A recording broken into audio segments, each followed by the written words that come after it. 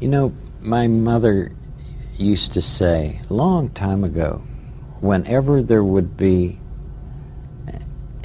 any really catastrophe that was in the movies or on the air, she would say, always look for the helpers. There will always be helpers, you know, even just on the sidelines.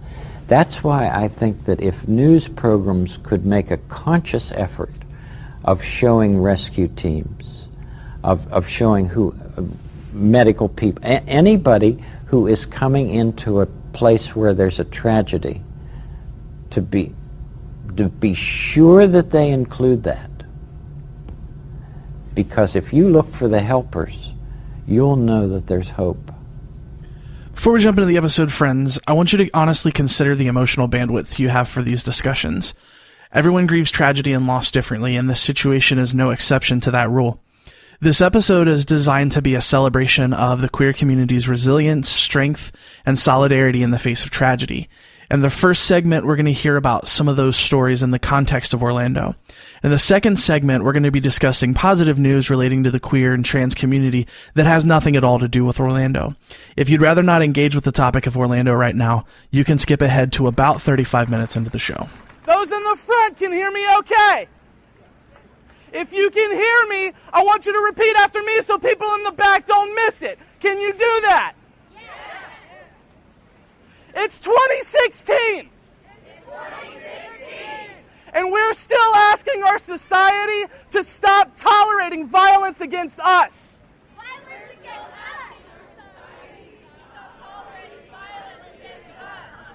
The bar is still that low. What we need to do is set that bar higher. We need to post up our allies and tell them that they should not stand for violence against us.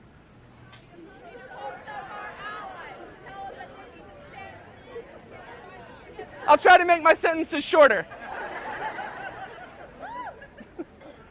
We're not going to tolerate hate. No matter where it comes from. I don't care if it's religious, if it's nationalistic, if it's political, or if it's social.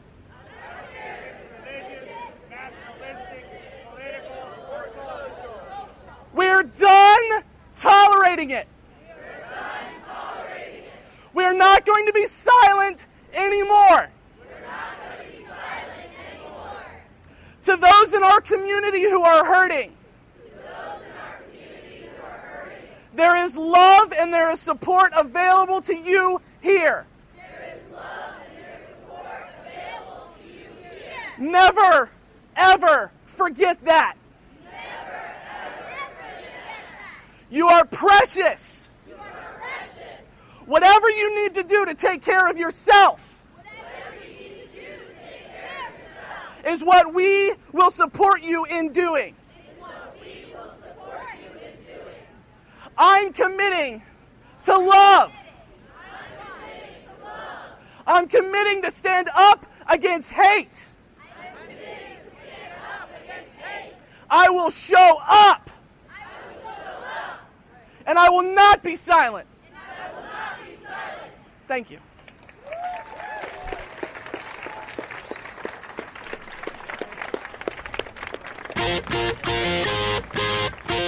Exclusively on Secular Media Network, this is the Gaytheist Manifesto.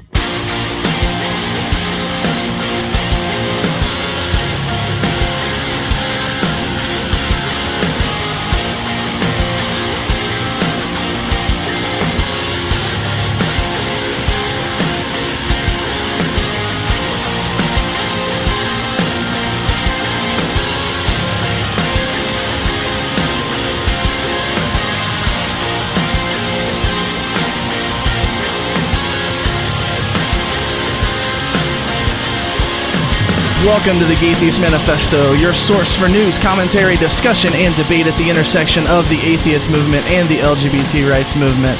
I am your host, Callie Wright, joined by my co-host, Ari Stillman. What's up, Ari? Hey, Callie. So before we get into things, I have a very special listener that I would like to thank personally on the air for something that he did for me. Yes, let's do it. So I guess you could call him a patron. Sent me his credit card info so that I could indulge myself in the world of extreme dildos. And I would just like to offer him my sincere thanks and gratitude. He didn't want me to use his real name, but he gave me a pseudonym that I could refer to him by. So I would just like to thank Levi Cosmic. Thank you very much. Oh boy, I was ready for like a heartfelt, like, oh, someone reached out to me and they did something really nice and I really want to thank them, but I guess I should have known better, huh? Of course not. I mean, this is me we're talking about. That's and we're also true. here with my friend Theo, Hey! who's from Hey. my local trans community who decided to tag along for recording things Yeah, sorry. because he is a filthy Catholic. Get out of my life. He's Yeah, a Catholic, but there's like a carnival thing happening at the Catholic school/church, and he's like, I don't really want to be around Catholics tonight. I was gonna go, but then some things happened yesterday that just made me go, maybe not today. Maybe not today. Blah. So we are the safe space for the Catholic today. Yeah, thanks. Fair enough. So, in the first segment here, I want to talk about some of the amazing human response that's happened in the wake of Orlando. When something like this happens, there's not a lot that many of us can control about what happens, but we can work to control how we react and what we do in response. And I think there is a great story to be told about the way people have responded to this tragedy. And the first thing is this GoFundMe. Holy crap. So the main GoFundMe campaign for the victims and families of Orlando's has been they've gotten donations from over 100,000 people. Yeah, and this article that we're getting that from was actually published on June 16th at 9 a.m., so it's probably a lot more now. It is actually. I was listening to the radio earlier. This article says it's 5 million. It's apparently up to about 7 now.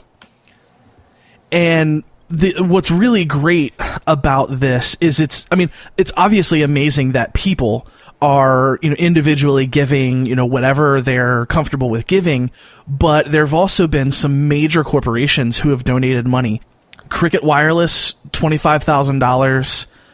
There's a support organization for LGBT rights among business executives that gave over 30. Singer-songwriter Jeffree Star gave $20,000. And GoFundMe actually donated $100,000 to the campaign, which basically waives their transaction fee, the percentage that they normally take. They've wiped that out. Yeah, people care, which is awesome. It's amazing to see. And then there's stories too of local businesses chipping in. One thing that's been that's kind of been a discussion that I felt like I had to kind of put the kibosh on a little bit is there was this post going around about a local Chick-fil-A franchise that opened on Sunday. Right. Favorite chain. Our favorite chicken's hype product. Chicken sandwiches with a side of hate. So a local Chick-fil-A franchise, they showed up on Sunday and they cooked food and gave tea and all that to people who were there to donate blood, which that's awesome. And I don't want to downplay the individual significance of that, but a lot of people were saying, Chick-fil-A is, this is them as a company and blah, blah, blah. And I'm like, I hate to be the killjoy. You know what I mean? But you're this an activist, company, so you have to. well, right.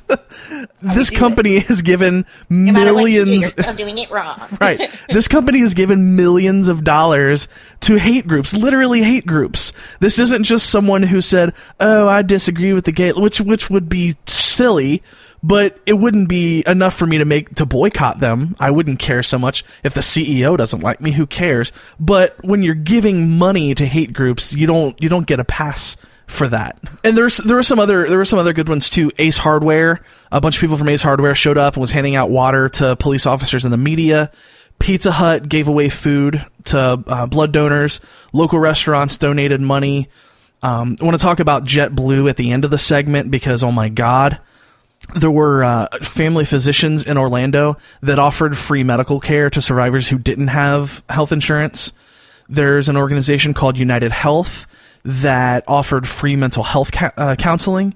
And there were even animal rights groups who were offering to take care of people's pets while they went and cared for their loved ones, or while they were, in the hospital or anything like that. So just all the bases covered. Yeah, well, see, and that's the thing. That's the thing, right? Because so many of us, when things like this happen, we feel powerless, right? Because I don't have the wherewithal to just up and go to Orlando to do something. So what can I do? But that's people in this community are having the attitude, what do I do? What skills do I have? What's my thing? So I'm going to find a way to contribute that. And I think if we all focused so much more on that than, oh my gosh, this problem is so big. What do? I can't do anything because, I'm not physically strong, or I can't cook, or I can't donate blood because gay men still can't donate blood, which is horrifying.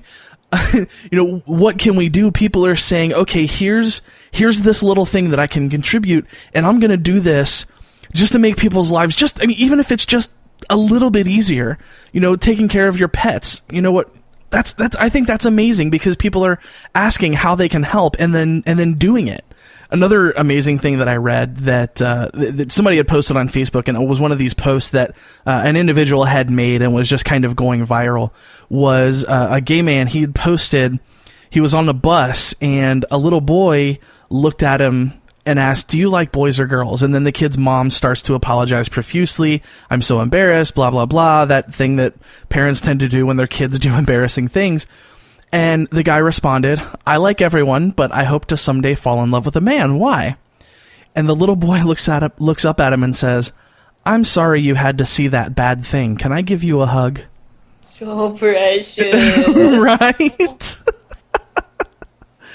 I read that and there are so many of these things that I read and I'm just like, I'm crying. I mean, like my eyes are tearing up now. Just thinking. Well, it's you, so. Well, that's true. Much. That's kind of me. But it's kind of similar thing happened to me and Kellen and Nay and Nicole. We went to the local diner that's in town, and the cook gave us this big long speech. Like we were there. It was late at night because it's a 24-hour diner, and he just came over and he started talking to us and telling us his life story and a bunch of stuff. And he just started talking to us about how the youth of our country are our future, and how doesn't matter who you are, love will win in the end. And I thought that was just really beautiful. Oh, yeah, that's so sweet. That's nice, amazing. Guy. I love it. And there have been, obviously lots of celebrities are weighing in. Christina Aguilera apparently wrote and recorded a song over the last couple of days and is donating all of the proceeds from the sales of that song to the victims and families of Orlando, which is amazing because, these are people who could get away with doing literally nothing in response and no one would think less of them. So, that's people who are really actively care and have decided they wanted to do something about it. I heard a great monologue from John Oliver before his last week Tonight show. I'm going to play that here. Hello there, I'm John Oliver, and before we start the show tonight, I would like to quickly address the tragic events in Orlando. As I'm sure you know by now, at least 50 people were killed by a gunman at a gay nightclub in what is being described as a terrorist attack. And look, it's still early, and details are still emerging, and right now, this just hurts.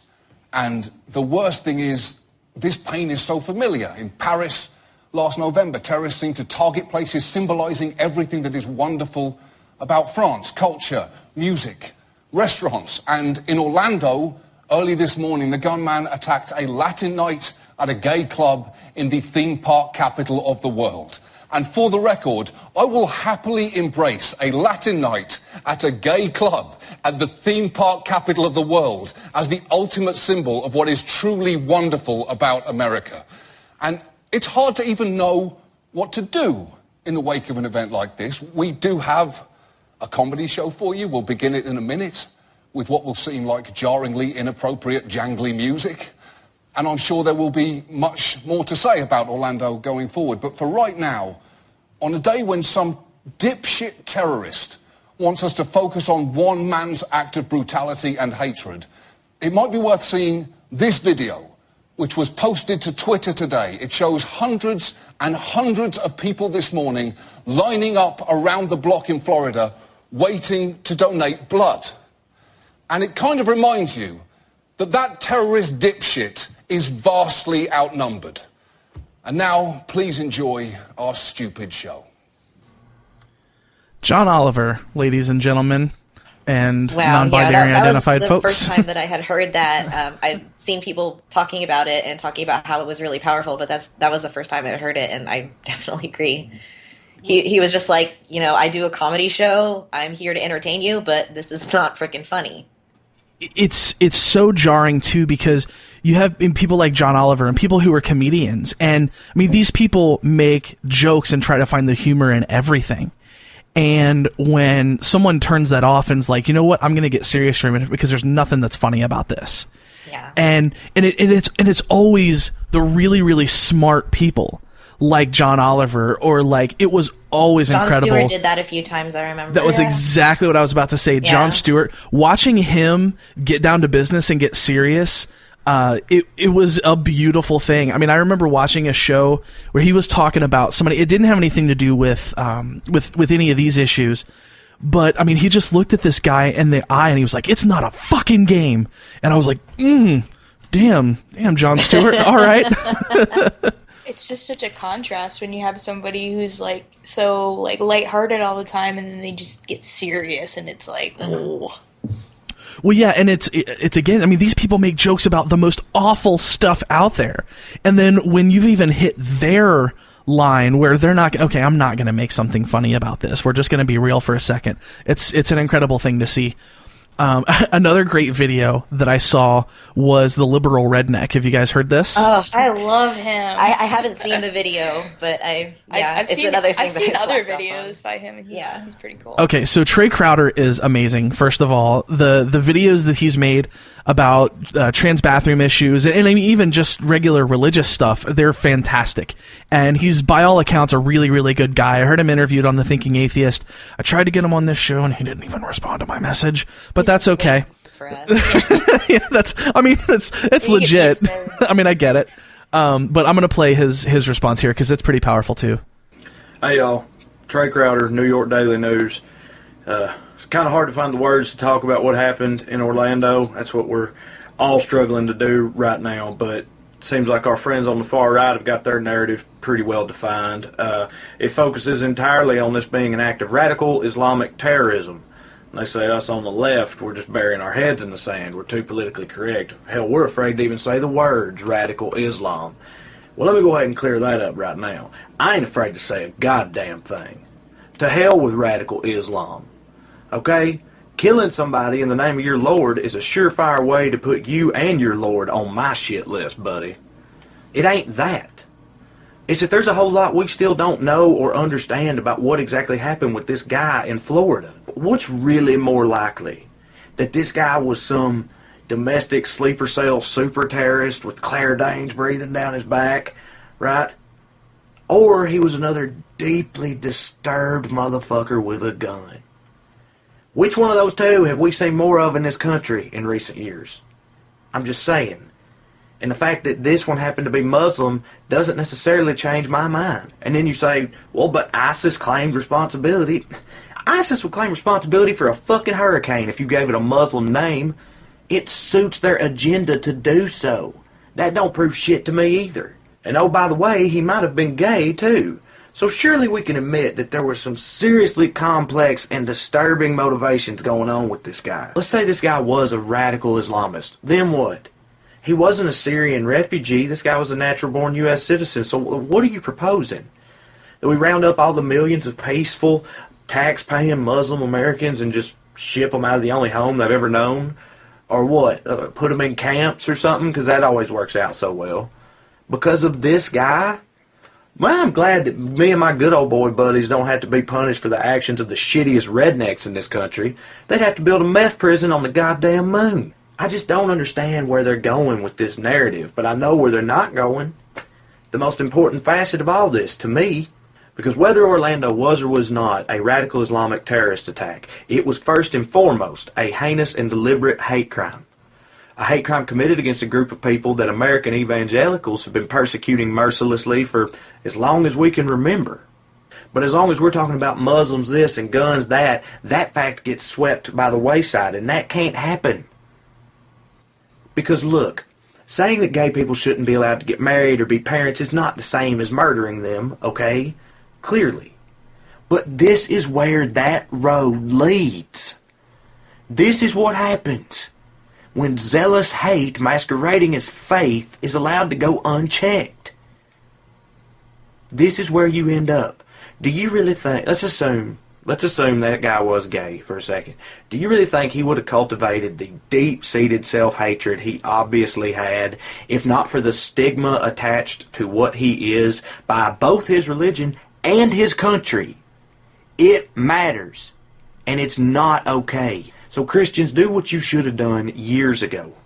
Take all the regressive, homophobic shit in the Bible and chuck it onto the ideological scrap heap, where you keep all the verses about owning slaves and subjugating women and all the other archaic lunacy that you yourselves have admitted has no place in civilized society. It's time. Because if you don't, if you continue to stick to your guns and just stand up for what you believe in this, then I just hope you realize who you are really aligning yourselves with. So take stock in that. Take stock in your feelings and your beliefs and decide from here on out, whose side are you on? Ours or theirs? Love or hate? That's it. I never in my entire life imagined I would hear an ally get it so perfectly correct.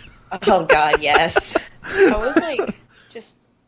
I agree chills. 1000% with everything that he said. It echoes a lot of the points that I was listening to Seth's most recent episode of The Thinking Atheist, and he read an article. I'm sorry, I wasn't prepared to talk about this, so I don't remember the name of the article or the author or where it was from, but it was talking about how we shouldn't be focusing on just one cause for this event. People on the right are screaming about how it's Islam. People on the left are screaming about how it's guns and homophobia. And it's all of that and more. And the answer is yes. Yes, it to is. all of it. But it's amazing. Like, as soon as I ain't afraid of saying a goddamn thing. All right, he's got his red up, son. Oh God, yeah, I love that guy. And so I've got two more things that I want to talk about here. One is the first one is going to be kind of an awe factor, because that's something that I'm just into. So because you know how much I love feeling. Exactly. Even Theo laughed at that. Exactly. So a friend of mine shared a video with me of their daughter, who is trans, speaking at a vigil in Dayton, Ohio, which, for reference, is about 40 minutes north of where I live. And her daughter is 8, for the record. So I'm going to play. She made a speech in front of a bunch of adults here at this vigil, and it's absolutely precious. So here's that.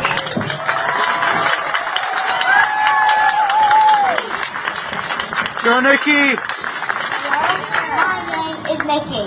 I am 8 years old.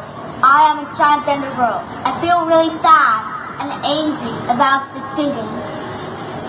The shooting hit not only the people at the club, but the world.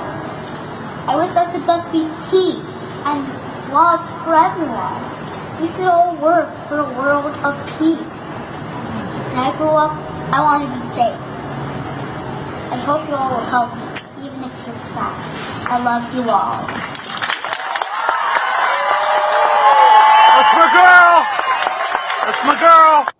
Like, really? How could you disagree with that? When I grow up, I want to be safe. That is so sad that she even has to say that. Yeah. I mean, she's 8 years old. Same. Ugh. But just imagine, as an 8-year-old, I mean, I don't have a huge and comprehensive memory of me at 8, but I would have been mortified to get up in front of a group of people and say something like that, especially as a trans kid. I mean, in fairness, I don't know a ton about her experiences at school, or, I mean, I know she has a very, very supportive family, but her experiences at school and her community with her friends. So maybe she has an entirely supportive environment. And I hope she does. I think that would be an amazing thing if she does.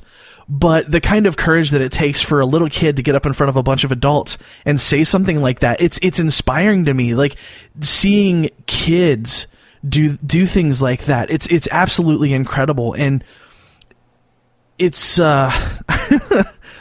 I don't know. There's not a lot of times where I have few words, because I just can't stop saying, "Oh my gosh, this is awesome! This is amazing! This is incredible!" Like, it's just well, where if you I'm want at. me to put a damper on it, this is the part where the right wingers scream at us for indoctrinating the children into being transgender. Brainwash. Yeah. Yes. And indoctrinating them into caring for themselves and feeling okay about who they are. God, How what dare awful you. people we are. No, you cannot do that. If the way you are is not the way I am, can't do it. Oh my goodness. End of this. Yeah, kids aren't allowed to know their gender or sexuality unless it's cis or heterosexual. Yeah, then it's Right. perfectly fine. That's what it is. So the last thing that I want to talk about in this segment is another one of these posts that's been shared around Facebook. This one's been shared well over 100,000 times, and it's a story that I think you only got like 10,000 shares. Right. On your picture of you in a dress. Oh, look how cool I am! Look at my allyship. I'm so great. and I think this story deserves it. So JetBlue is a company that has done a lot in this. So they're flying relatives of the victims to Orlando for free. They set up they donated money, and they've set up an internal thing on their internal website where employees can donate. They have made announcements on their flights that we stand with Orlando, and as a company the response has been amazing. But there's a story that came out recently, and God, I haven't even started reading the damn story, and I'm starting to cry because that's who I am as a person. Okay, so Do you want me to say something really depressing again? Because I can do that. No, I'm we're good. really good at We're that. good. We're good. That's like my number one talent. Good job. Yeah. So this was posted on Facebook, and if it's been shared 110,000 times, I'm sure she's probably okay with having her name public. Hopefully. So Whoops. I'm just gonna read the Facebook post in its entirety. It's not too long. Below is a picture of Luis Omar Ocasio Capo. Omar, as his friends and family called him, was a Latino man gunned down at an LGBTQ bar in Orlando last weekend. He was 20 years old. Today, my dear friend Melinda and I had the sad privilege of attending to his grandmother on our flight as she made her journey to Orlando to join her family during this unspeakable time. Knowing she was making this hard journey alone, JetBlue employees made sure to be at her side every step of the way. Melinda stood quietly by her wheelchair while we waited until it was time to board. Kelly, the gate agent, boarded with her and helped her get settled. Melinda and I gave her a blanket, a pillow, a box of tissues, and water so she could be as comfortable as possible. She was understandably distraught, but met us with kindness and gentleness and gratitude. But here's where our flight got truly inspiring. I had the idea to pass around a piece of paper to everyone on board and invite them to sign it for this grieving grandmother. I talked it over with Melinda, and she started the process from the back of the plane. As we took beverage orders, we whispered a heads up about the plan as we went. Halfway through, Melinda called me. Kel, I think you should start another paper from the front. Folks are writing paragraphs. So I did. Then we started one in the middle. Lastly, running out of time on our hour and 15-minute flight, we handed out pieces of paper to everyone still waiting. When we gathered them together to present them to her, we didn't have just a sheet of paper covered in names, which is what I had envisioned. Instead, we had page after page after page after page of long messages offering condolences, peace, love, and support. There were even a couple of cash donations and more than a few tears. When we landed, I made an announcement that the company had emailed to us earlier in the morning to use as an optional addition to our normal landing announcement, which states JetBlue stands with Orlando. Then, with her permission and at the request of a couple of passengers, we offered a moment of silence in Omar's memory. As we deplaned, every single person stopped to offer her their condolences. Some just said they were sorry. Some touched her hand. Some hugged her. Some cried with her. But every single person stopped to speak to her, and not a single person was impatient at the slower deplaning process. I am moved to tears yet again as I struggle to put our experience into words. In spite of a few hateful, broken human beings in this world who can all too easily legally get their hands on mass assault weapons, people are kind.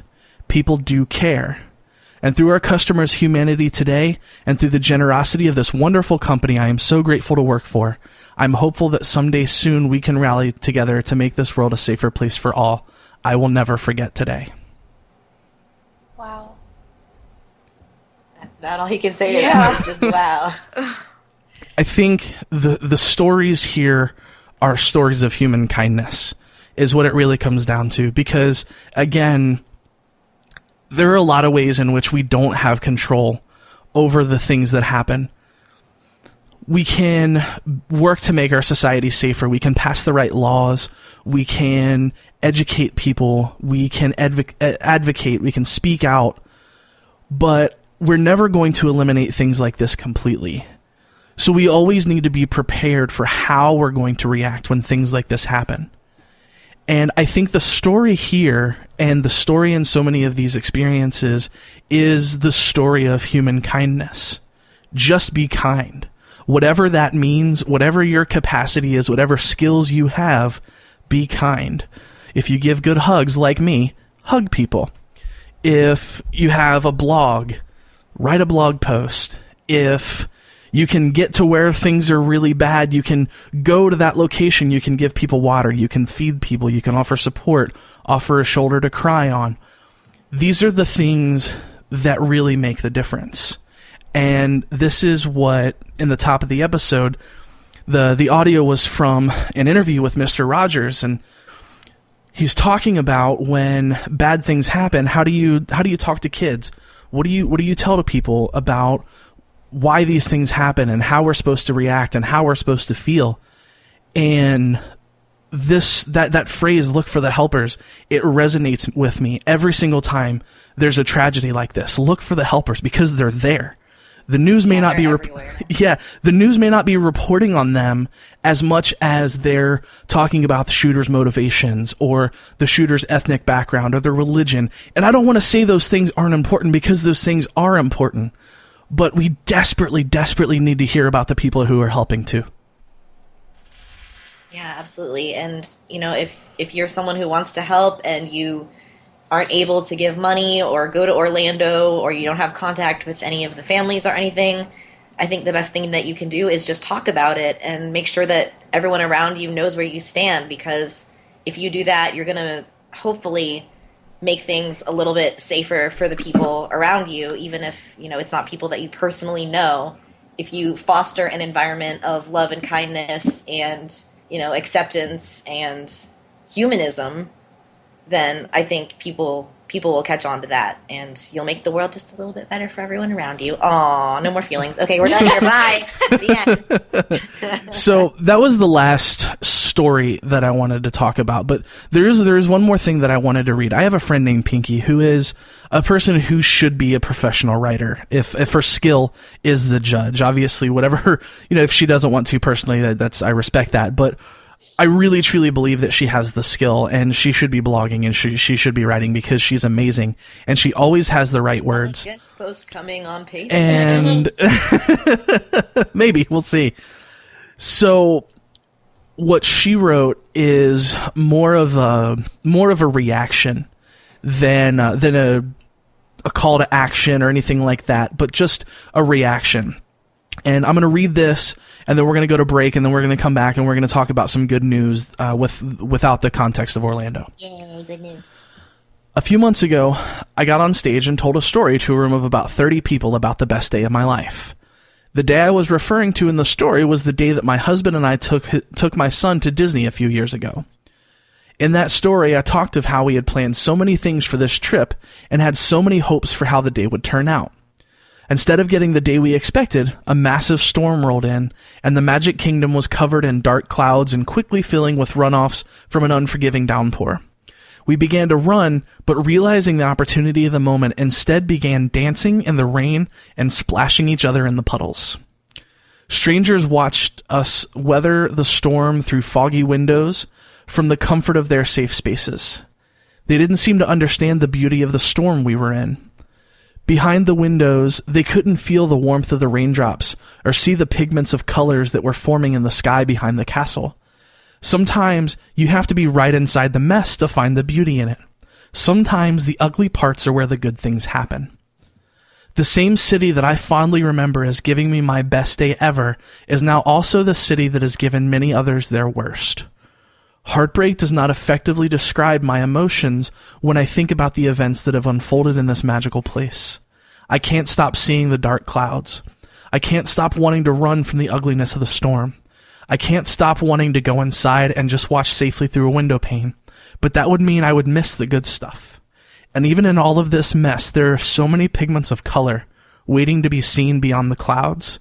So many helpers and so many good people who appeared out of thin air when the sky got darkest. So many reasons to still go out and dance in the rain. Look for the good. There's enough ugly and it will demand your attention. You don't have to go looking for it. Leave that behind and focus on the beauty. And when you can't see it, go out and find it. Orlando, your beauty is unbreakable. I'm always right with you, rain or shine. More Gaytheist Manifesto after this. What's up, everyone? My name is Jamie, and I am with an organization called A Voice for the Innocent. We are a community of support for people who are affected by sexual violence. We are super excited to announce that we have partnered with the Vans Warped Tour to launch the Save Our Scene campaign.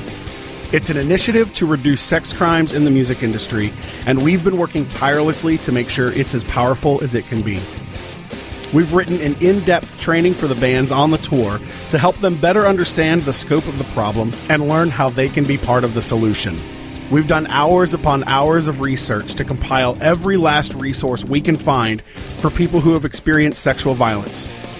We then took these resources, sorted them by location, and created state-specific free literature to hand out to music fans at every date of Warped. On top of that, we will be reaching out to people at every stop to let them know that we are another resource for them, and if they have a story to tell, we have a place where people will listen. This is, quite frankly, the largest project we have ever taken on, and we are extremely excited to have this opportunity, but we need your help. Sending 2 people on tour costs money, not to mention the cost of printing literature for every date on top of all the materials we will need to make our campaign have the largest impact possible. This includes a tent, merchandise bins, dollies, and all the other odds and ends that come with touring and implementing this campaign. We are asking for your donations. Anything you can give will get us closer to our goal of reaching as many people on the tour as possible. To donate or to learn more, visit saveourscene.org. Thank you to everyone who is able to help us in this endeavor. And as always, thank you so much to those of you who have already helped us along the way. Hopefully we will see you out at Warped Tour. Hello, I'm Alan Cumming. Live Out Loud is calling on the LGBT community to help improve life for gay teens. Take what you know and gay it forward through the Homecoming Project, a chance to return to your old high school and share your story with LGBTQ youth. Your life experiences and wisdom can prove invaluable to teens who may be struggling with their own identities and paths in life. One day can make a lasting difference. Gay it forward with the Homecoming Project.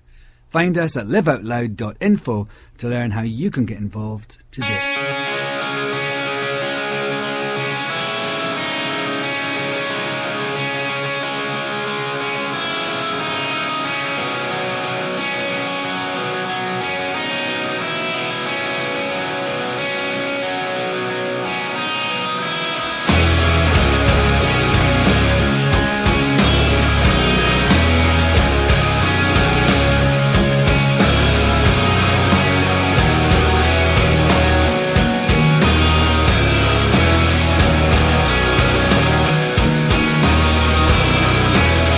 And welcome back to the Atheist Manifesto. In this segment, we want to talk about some good news that I've found around the internet that has nothing to do with the things we talked about in the last segment.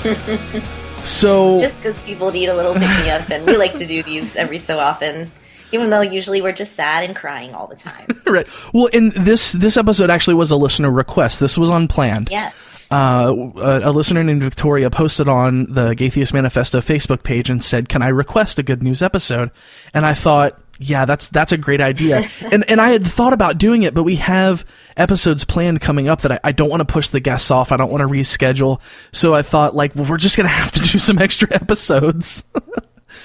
And so what we normally do in the good news episodes at first, during the first segment, is we talk about personal good news. We kind of do humble brags on the awesome things happening in our life. So, Ari, has your life gotten less depressing lately? That's a weird question. I don't know. When was the last time we did a good news episode? Hey, you're the one talking about how you don't have feelings and you hate feelings and blah, blah, blah. So I'm just going with it. That's why Ari and I are friends. I don't know. Things are going well for me. I don't really think I have anything in particular to report other than just stuff is good, I guess. Cool. Sorry yeah. for being a downer. You didn't meet Jeremiah for the first time and want to gush about happened. that, right? Yeah. Well, we already talked about the Reason Rally, so I didn't want to bore people with going over it again. But we talked about you getting stabbed in the face and almost dying. You didn't really. That too. I don't remember that we went fully into how awesome it was for you to be with Jeremiah. I mean, unless you didn't think it was awesome and you hated it, then we can just move on. That's the real reason. We'll just let him think that. It'll be great. Oh, that's funny. So I've got a couple of things. So the first, Celeste and I are getting a love nest. Very excited about that. That music. Yeah. Yeah, and that's what it's going to sound like in our place. It's going to be a constant big gay party. It's going to be great. God. So yeah, we went and looked at. Is it going to be? I mean, I've been to your place twice, and you have a roommate, and still you and Celeste are not exactly quiet. So how is it going to be when it's just you two living together? Does that mean you heard us the other night? Yep. I texted Jeremiah and said, "Well, the spanking has begun." Oh no. Oh God, yeah. And for context, so Thursday night before the Reason Rally, Ari came down Thursday night, and almost all of the folks that were riding with us up to the Reason Rally were hanging out at my place beforehand, and we were a little drunk. And Celeste was sober next morning like a responsible adult.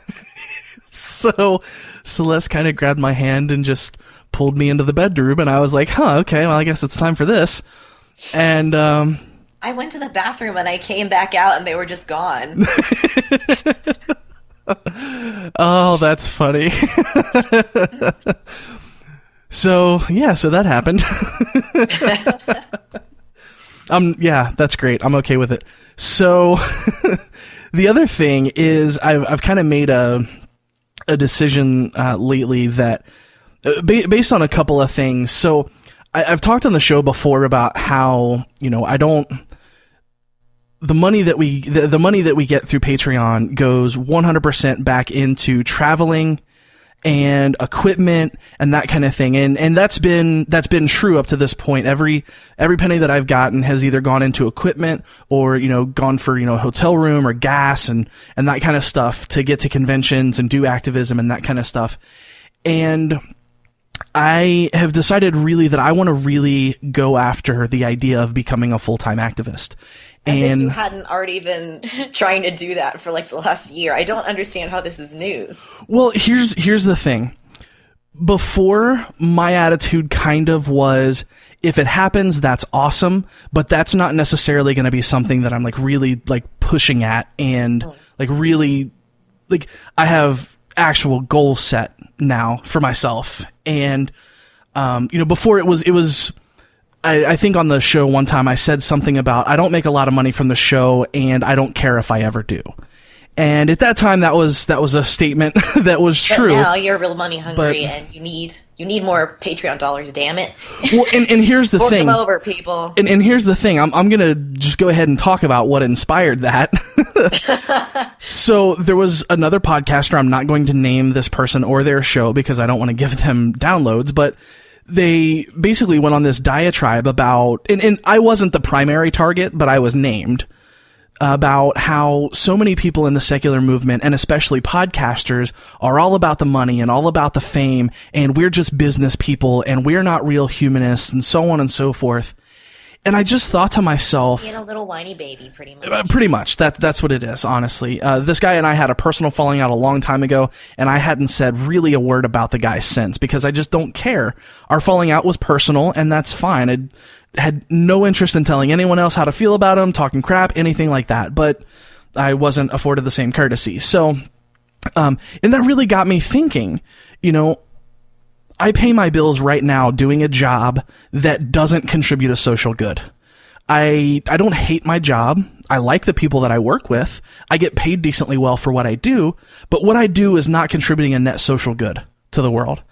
And if I can pay my bills doing something that is a net social good and something that adds a little something to the world, I have no shame in pursuing that and saying that, yeah, I want to pay my bills doing the podcast and blogging and speaking and those kind of things, because that's work that I feel is important, and that's what I want to do with my life. So I've really made it a goal that in 3 years I want to be a full-time activist. So Dang, setting a timeline and everything. yeah, it's yeah, and so that's something that I'm feeling really good about, because I've set a goal for myself, and so that's cool.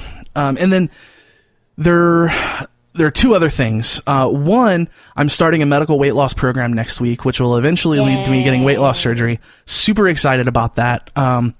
Super excited, and I'm also mortally terrified. Those things in equal parts.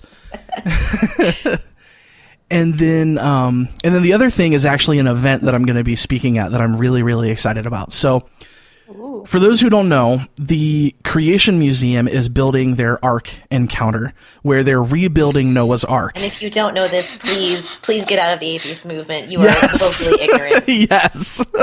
This has been going on for like how many years now? Wait, they're actually building an ark? Oh yeah, Yes. yeah. They're building a Do you not know full-sized about Ken Ham?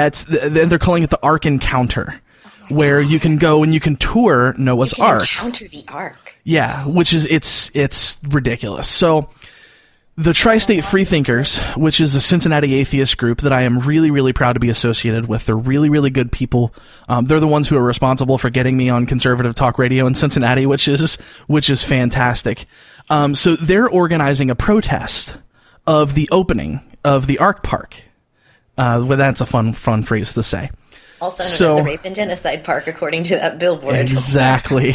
So, yeah, this is the group that, by the way, organized the campaign to buy a billboard calling this the Rape and Genocide Park, which is, I think, fantastic. So they're organizing a protest of the opening of the Ark Park, and I am going to be there, along with lots of other people, to show our displeasure with pseudoscience. I have to go to work. Yeah. And it's a Thursday. It's in the morning. It's July 7th. So they're also doing an after party after the protest. And I was super honored to be invited to speak there. And I'm just going to throw out some of the names of the folks speaking. So Jim Helton's the president of Tri-State Freethinkers. He's going to be there. David Silverman from American Atheists. Someone, small fry. Yeah. Someone I don't always have the most things to agree with, but, Dan Barker, who's the co-president of the Freedom from Religion Foundation. R.N. Ra is going to be there. And Dogma Debate's going to be there doing a live broadcast of the after party. So it's absolutely an honor to be asked to speak among those people about LGBT issues. And the talk that I'm putting together, the title is LGBT Rights are Human Rights and Religion is a Problem. So I'm really, really excited for this. So I'm excited for you too, and hopefully it's not like the last after party that we went to where, someone almost got assassinated. Well, right. I'm really hoping there are no assassinations. That's always a good thing to hope for. Right. And so since this is a condensed thing, we're not going to do a break between all of the different segments of good news here. So I want to move on to some stuff some stuff that I was able to find. If you need a break, just pause the damn podcast. Right. Jesus. Quit being a whiny little PC baby. So this article is from the advocate.com, or it's advocate.com, and the title is "A 40-year-old to his trans dad, you're a transformer." Technically true, maybe? Right, which is just, it's amazing. So it's about a trans dad and his kid talking about that situation. So they're in the car, they're hanging out, and he's asking questions like, Dada, how old are the redwood trees? How far away is the moon? And then they pull into the driveway, he turns off the engine, and then he goes, Dada, are you a man? Normal people questions. Right. And the article says, I pocketed the keys and I thought, cool, this is it. It was time to answer to that parental call of duty, teacher of life's mysteries and miracles, with a continuation of the pride conversation we'd initiated 6 months earlier about trans people and gay people and so on and so forth. And the kid said, I'm a boy who feels like a boy, and I'm a man who loves women. And so, okay. And so, I'm surprised that this 4-year-old thinks he's a man. That's the most shocking part of this. You don't really know words. I ain't even got there yet. And so the dad responds, sort of, I wasn't born a guy, but I feel like a guy. And the kid says, were you born a girl? And the parent says, yeah, but I think I'm a guy. I always have, but not everyone sees me that way. And he thought about it, and he goes, people like me are called transgender. Can you say transgender? And the kid, right. And then the kid says, you're a transformer, but not exactly that. You're a person who transforms. And he said, that's right. And the kid says, Dada, there aren't that many people who are transgender. And the dad says, yeah, but I know a lot of people who are. And the kid says, Mama's not transgender. You're way more like a man than Mama is. I'm not transgender. And the dad's response is just, you're a little young to be pronouncing that. Maybe wait until you're like, I don't know, 54, and right. Then you can say you're not transgender. And then the dad says, yeah, because you're a boy who feels like a boy. I super love you. Super love you. And the kid says, I super love you, mister. Mister. Oh, God, it's so adorable. It's painful. And that's a Father's Day thing that, oh my God, it's just, I love it so much. I think we need to have more like adorable kids being adorable stories. Just like at least one in every episode. Right. I'm so into that. Another thing that I found was, it's also on advocate.com. The headline is why we must interrupt the sad trans story narrative. God, yes. Right? Yeah, this is one of so bored. your things that you always talk about, Callie, like especially on the blog post you made about how I'm trans and I'm allowed to enjoy sex is like people are like, oh, you're trans, so you must be miserable all the time. And you're like, nope, not really. I think sex is great. Right, exactly. And so that's what this article is basically about. But what it actually is it's a photo project of this photographer who is taking pictures of trans people just in the normal context of life. And the idea is to illuminate that, obviously we do have diversity and we do have these experiences that other people in the world may not have, but at the end of the day, we are just regular people trying to live our lives like everyone else, and we have, there are so many dimensions to our existence. So the project is actually called Transilient, which I think is right, which I think is fantastic, and I'll make sure there's a link to the project in the show notes. There's a doggy in one of them, so you have to see it. Yeah, it's a really, really adorable boxer. It is. It's a boxer. Yeah. They're next to some water, and the doggy says, look at me, I'm a cute pupper. This guy's talking right. about me. Oh. Yeah. And it's totally about the dog. It's not about the person. Right, exactly. And so this, it's an important balance to strike, right? Because we don't want to stray over into the, we're all just people, la la la, hold hands and sing kumbaya, because that's not the world we live in. But we also need to make sure that we're not pigeonholing trans people and saying like, you're not miserable, therefore you must not be trans enough. Another good one that I've seen, also on advocate.com, because this is where I get most of my queer and trans news, because it's a great site. The headline is How My Teenager Turned This Trans Parent Into a Mom. And talk about tearjerker stories, okay? So this is a trans woman. Yeah, of course. Have you met me? Only a few times. So this is a trans woman who had a kid and actually didn't know until the kid was 15 that she had a kid. And so they eventually found each other. The story's not too specific about how that whole process worked, but they found each other, and her wife said something that sounds like it would come straight out of Ari's mouth. Oh, yeah. When we first learned about my daughter, my wife offered a witty retort to sum up my monumental year. What, we buy you a vagina and a 15-year-old pops out? What else do you have hiding in there? My hero. That's definitely hard.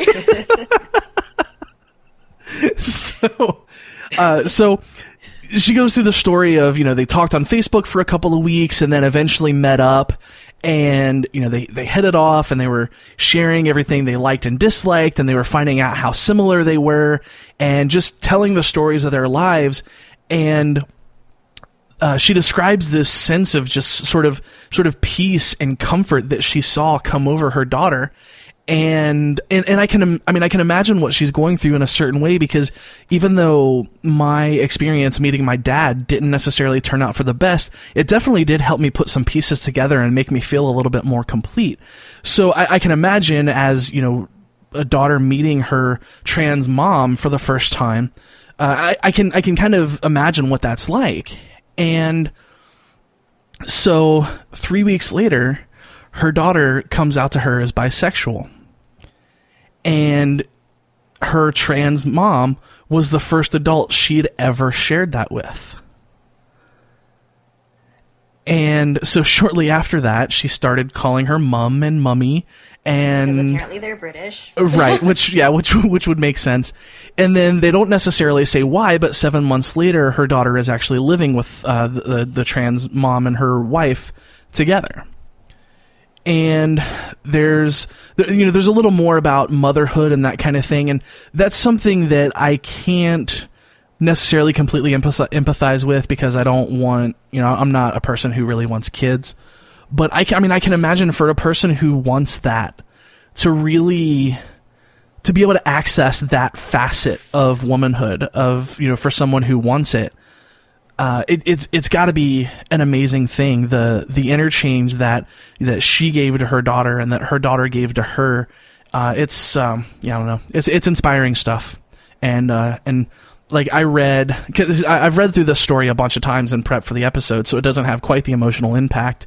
But I read the line, 3 weeks later, she came out to me as bisexual, and I was the first adult she'd shared that with. And I literally, like, hands over mouth, I was like, Well, I am a parent to a feline, and I have to say that I totally understand exactly what this person is talking about. It's pretty much the same thing. Actually, being a parent to a cat is like a lot of responsibility. Oh, God. All right. So I want to close the episode out, as we normally do, by sharing good news from our listeners. So we posted on Facebook a couple of times about good news that folks who listen to the show and folks who are our friends have to share. So I wanted to share some of that. So Miss B from Promoting Secular Feminism says, Great I friend quit of the show and of me personally. And me personally. Gives awesome hugs. Oh, God. And she's great. She quit her job and is applying for grad school. Jeremiah said, "Don't do it. It's a trap." He's trying to dissuade me not to go to grad school. I'm like, nope, not gonna work. Sorry, kid. She says, "I just want to use the freedom to dye my hair a funky color and get a crazy haircut." Yep. Sure, fair enough. And then Celeste, of course, because we can't possibly be gross enough. I don't know. I might be looking at an apartment with a certain someone. I wonder what that means. And- Probably someone else. Yeah, it's her other girlfriend. Right, exactly. And then William, friend of the show. I love him dearly. He's hung out with us a bunch in the Patreon hangouts. It's been really a pleasure to get to know him and get to give him a hug at the Reason Rally. I have a few things. I joined the American Humanist Association's LGBTQ Alliance because I've been wanting to be more involved, and after everything that happened in Orlando, I decided that was a great way to get involved both nationally and locally. Also, I had a relative come to me with apologies about anything she might have done to me when we were younger. She isn't too fond of Pentecostals anymore, and she felt she was brainwashed growing up. I have felt that way too. I think we might not have talked if not for this tragedy, so I can see two silver linings. Hope this helps. And it does. That's kind of what I'm talking about over the whole thing is tragedy is going to happen. It's an unavoidable part of life. Obviously, we want to do what we can to mitigate it and prevent it, but it is going to happen, and it's really important how we react and what we're able to pull from it. So I think that's a great example. My friend Matt that I work with and serendipitously was a person who I used to play music with in the local music scene like a decade ago, and we'd happen to end up working in the same place, and he didn't recognize who I was because I had come out and transitioned at that point. So that was a lot of fun, but he got married on Thursday, which is fantastic. Yay, congratulations. I saw the pictures and they're so adorable. Right. Oh my God, they're so adorable. So that's awesome. And then a listener named Tiffany reached out to me to share her experience as a person who lives in Orlando. She sent me some pretty amazing pictures. She didn't really, give a wall of text or anything about what she saw, but she did send some pretty great pictures. So keep an eye on the Facebook page for those pictures. I'm going to share them on the page after the episode goes up.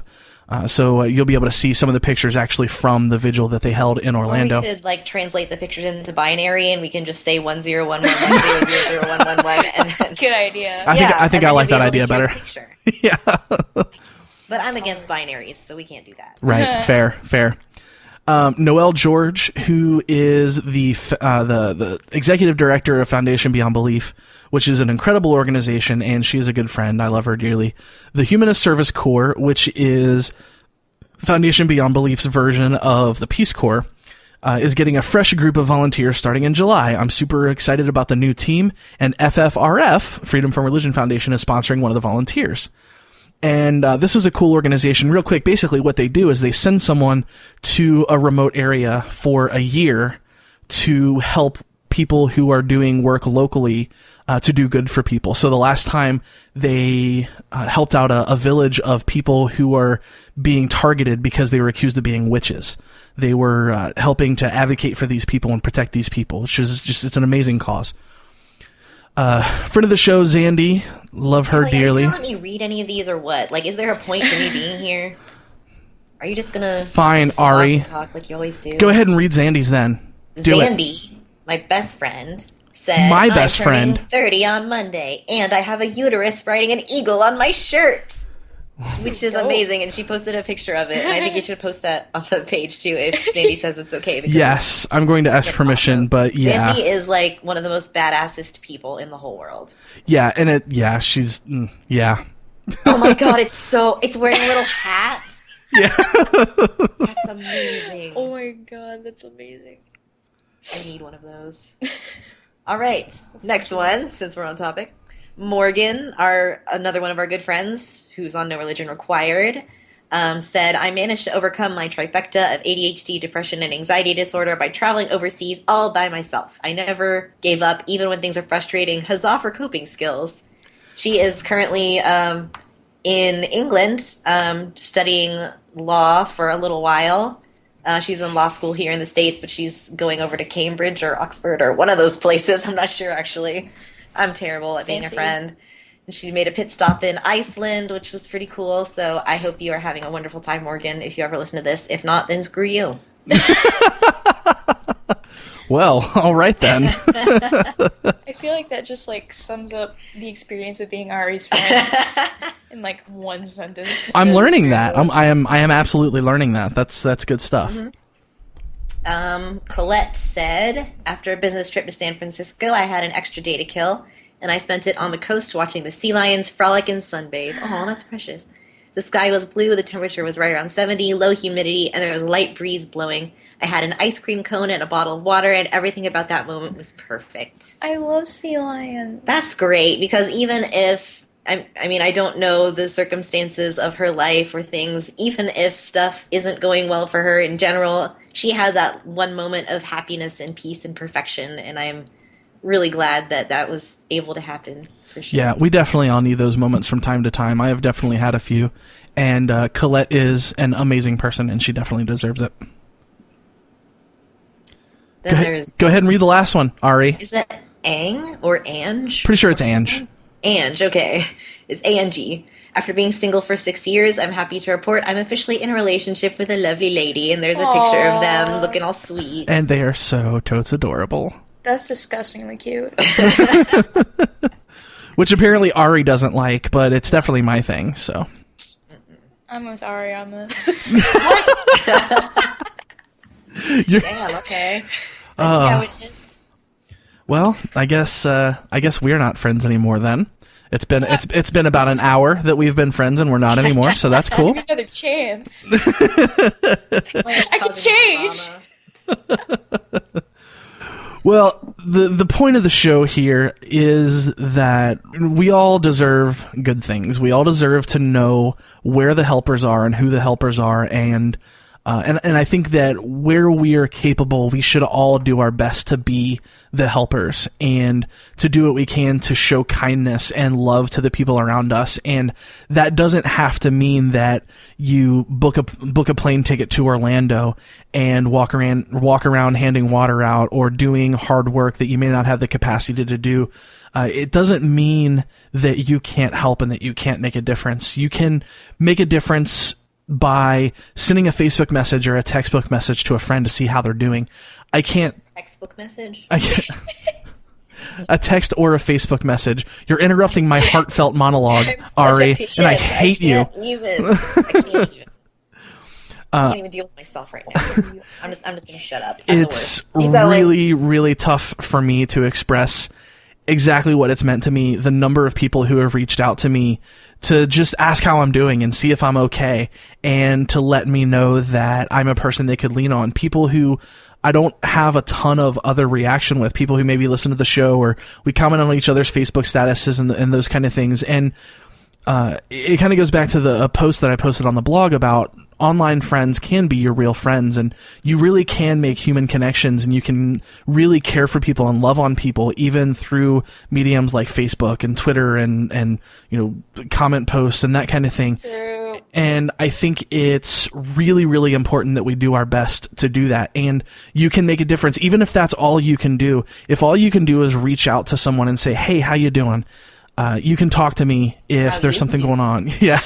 Maybe not like that. Right. I don't think a lot of people don't appreciate that. So. Right. So the idea is, if we're asking where the helpers are, we can be the helpers, and we should do our best to be the helpers. Hashtag humanism. I think Theo wants to say something before we go. I don't know. This is kind of a good thing that's coming up. I mean, it's not like super quick, but like I'm getting there, but I'm gonna be able to start testosterone in fall, and I'm really excited. Yay! That's awesome. Holla for vitamin T. It just feels like I've been waiting forever. And then you can be super and manly it's like me. almost finally here, and it's just like, oh, I can't wait anymore. But yeah, Oh, I know good. those feels. Very, very happy. Congratulations. Yeah, thanks. Well, that, my friends, is going to do it for this episode of the Gaytheist Manifesto on Secular Media Network. I want to thank everyone who reached out and contributed to the show to give us material to talk about the good things that are happening, the people who let us read their experiences and share their experiences. And again, major, major thanks to the people who have checked in on us and made sure that we're doing okay. And just the huge amount of love that I've seen people give to the people in their communities and checking on each other and being there for each other. It's a beautiful thing to see. Because sometimes that's all we can do in the face of these things. You can find the show on Facebook at facebook.com/thegaytheistmanifesto. You can email us at thegaytheistmanifesto@gmail.com. I'm on Twitter at GaytheistCallie. You can find the show on Twitter at TheGaytheists. And I hate Ari. Hey! Shut up, Theo. I hate Ari too. Hey, do you want to feel like such a good ally? Try Sis Thirst, energy drinks for people who need gratuitous amounts of awareness. With all new flavors like Ari Stillman on Facebook, non-binary flavored status updates. It's like adding complex ideas and important conversation to a social media site. Social media site. You're going to be uncomfortably comfortable with nuance. What's that? You want equality? Well, how about blueberry quality? Made with paradigm shifts, real paradigm shifts. Social justice, you'll be good at it. It's an energy drink for allies. Lightning. These aren't Jeremiah's puns. These are puns that are even more forced to fit the format. Ari puns. Politics, culture, information, communication, affirmation. More Asian than your body has room for. You'll be so educated, queer studies professors will be like, slow down. And you'll be like, fuck you, and kick them in the privilege with your justice legs. You'll have so much competence, just activisting all the time. Power talking, power writing, power hearing, power learning, power teaching, power caring, power getting trans friends. You'll have so many trans friends. 400 trans friends. Make your trans friends feel comfortable abnormally fast. They'll be as accepted as cis people. People will watch them being accepted and think that they're cis people. They'll cheat as much as cis people against actual cis people, and it'll be a tie, and they'll get deported back to cisreal. Hey, go with the sure thing. And email aristillman4@gmail.com. Don't gamble on your allyship. Try Sis Thirst, the energy drink that will make you, an SJW, My body is ready. I want this so much. I hope that people appreciate it because that took like an hour to write. I had to transcribe the video off YouTube and then try and change it into stuff that actually was relevant to the show. Magnum opus. I sacrificed so much for comedy. It's appreciated, at least by me. Kinda. Sorry. God damn it. If you want to support the show and the activism we do, you can head to patreon.com/thegaytheistmanifesto, and you can make a per episode donation as little as $1 per episode. If that's not something that's in the cards, you can also head over to iTunes, give us a 5-star review, let us know what you think, and that helps us get heard by a lot more people. We greatly appreciate it. Before we go, I want you to know that if you're lost, you're hurting, you're scared, if you feel like no one cares and no one understands, you need to know there's a community out here that loves you, cares for you, knows that you're capable of amazing things and that you are worthy of love. If you're struggling, please don't be afraid to reach out. Until next time, friends, this is the Gaytheist Manifesto.